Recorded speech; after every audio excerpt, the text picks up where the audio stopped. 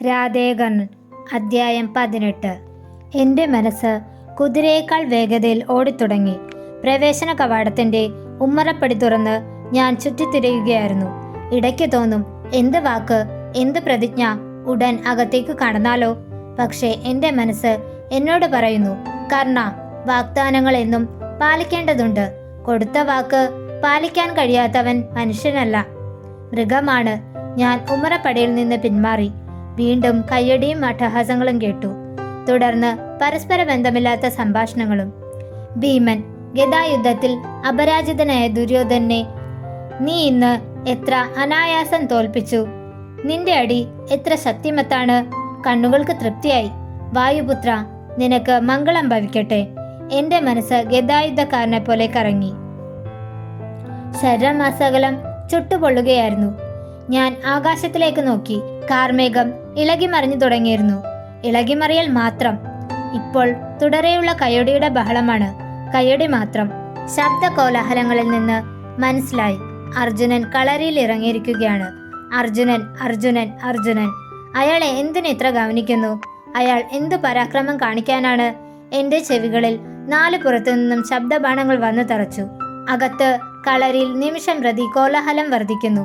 നോക്കൂ, അർജുനൻ കുതിരപ്പുറത്തു നിന്നും ആനപ്പുറത്തും അവിടെ നിന്ന് വീണ്ടും കുതിരപ്പുറത്തും ചാടിയോടി പരാക്രമങ്ങൾ കാണിക്കുന്നു. ഒരുമിച്ച് രണ്ട് വാളെടുത്ത് ഇരു കൈകൾ കൊണ്ടും ബലവാന്മാരായ എതിരാളികളിൽ പ്രയോഗിക്കുന്നു.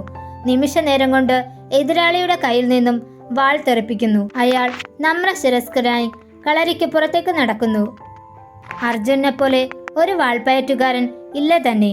നോക്കൂ, അർജുനൻ ചക്രവുമായി കളരിയിൽ ഇറങ്ങിയിരിക്കുന്നു. ആ ദിവ്യചക്രം ഒരു തളിക പോലെ അനായാസം കറക്കുന്നു. ഇടയ്ക്ക് അത് ആകാശത്തേക്കെറിഞ്ഞ് ഒരു ശരാഗ്രത്തിൽ കുത്തി നിർത്തി. ഇനി അയാൾ ഗുസ്തി കളരിയിൽ ഇറങ്ങുകയാണ്. ഈ അർജുനൻ എപ്പോഴാണ് കളരിയാകെ മാറ്റിമറിക്കുന്നതെന്നറിഞ്ഞില്ല. എന്തെല്ലാം വ്യത്യസ്ത മുറകൾ! ഇത് ഒരാളാണോ അതോ 13 അർജുനന്മാരോ? ഇപ്പോൾ വില്ലാളിയുടെ വേഷം ധരിച്ച് അസ്ത്രക്കളരിയിലേക്കാണ് പോകുന്നത്. പാണ്ഡുപുത്രൻ ധന്യനായിരിക്കട്ടെ. നിന്നെപ്പോലുള്ള വില്ലാളിയെ ആര്യവർത്തത്തിലാകി തിരഞ്ഞാലും കണ്ടുകിട്ടില്ല. ഹസ്തിനാപുരിയിലെ ഒന്നാമനായ പോരാളി നീയാണെന്ന് ഇന്ന് തെളിയും. കയ്യടി. അർജുനൻ, അർജുനൻ. തിളച്ചു മറയുന്ന രക്തം. വില്ലാളി. കാർമേഘപടലം. കറുത്തു തേജസ് പോയ കുണ്ടലം. സർവശ്രേഷ്ഠനായ യോദ്ധാവ്. നീല താമരമാല. ആ വാക്കുകൾ കർണങ്ങളിൽ മുഴങ്ങിക്കൊണ്ടിരുന്നു. എൻ്റെ മനസ്സ് ചുട്ടുപഴുത്തു.